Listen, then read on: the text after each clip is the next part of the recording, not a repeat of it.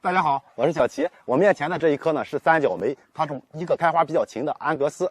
我好多花友问我，三角梅应该怎么去养根？养根好了以后不是开花才开得好吗？养根非常的简单，我们把它栽到盆里，不要用大盆，然后呢去浇水施肥给它根上。浇水呢直接盆土土表干了，及时的给它浇透水，给它见充足的光照，放到通风好的地方去。枝条长长了，及时的短结，保留2到3对叶片，直接给它剪掉，不然的话它会从顶部开花。剪掉了以后呢，它会把枝条逐渐变老化，同时给底下的根系会长得非常的好，而且留下部分叶片以后，它会进行光合作用，光合作用进行的好，促进根系快速的长，这样就能够让它长得快速啊。修剪给它根上，再一个就是给它用肥料了，我们尽可能去给它用氮元素含量高的肥料。如果你没有的话直接给它用这种复合肥料就行了。复合肥料1个月给它2到3次，给它见充足的光照，光合作用进行的好，根系长得好。什么时候根系长满盆了，从盆里长出来以后，放到光照充足的地方去，适当的供水，您的三角梅必然会开花爆盆，必然会把根系养得满满的，不会出现任何问题。好了，今天就到这里。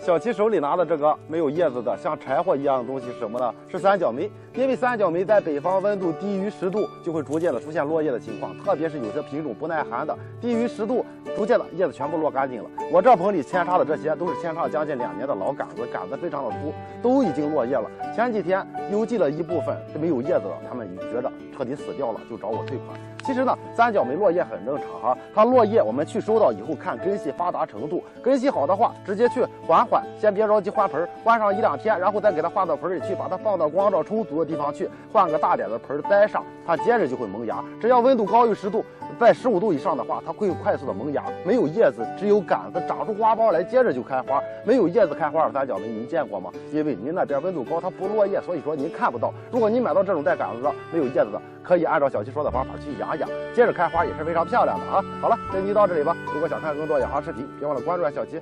大家好，我是小齐。我身后呢是用两个品种的三角梅做的花墙，一个是成冰，一个是口红。这2个品种的开花性能都是比较不错的，可以比较适合地栽。但是呢，我们养护的环境温度一定不要低于0度，低于0度就会冻死。一般保证温度在10度以上就可以了。地栽想要让它开花的话，不要频繁浇水，1、2个月给它浇1次水就可以了。只要根系长好了，肥料的话，我们去浇水的时候都会要给它补充上肥料，选择用磷酸2氢钾就可以了，不要用其他的，因为地里边不会缺少其他的养分。我们可以偶尔的时候在地里去给它加点羊粪啥的，这样你就能够补充有机的肥料，然后呢多给它见光照，肥料、浇水、光照3者缺一不可，这样就能够让它开花，一次就能够开好几个月的时间。开完以后呢，我们再去给它修剪一下，它还能够再次开花。这就是地栽让它开花的方法。如果您学会了，别忘了给小齐点个赞，点个关注再走。